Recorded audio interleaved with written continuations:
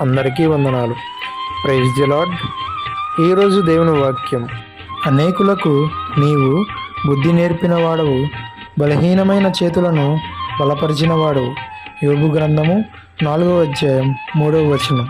నామము పరిశుద్ధ నామము జీవపు మార్గము ప్రచురింపను. యేసుని కొరకైల జీవించెద భాసురముగనే నను దినము. యేసుని కొరకైల జీవించెద భాసురముగనే నను దినము. దోషములన్నీయు బాపెను మోక్ష నివాసమున ప్రభు చేర్చునుగా. యేసుని కొరకైల జీవించెద భాసురముగనే నను దినము.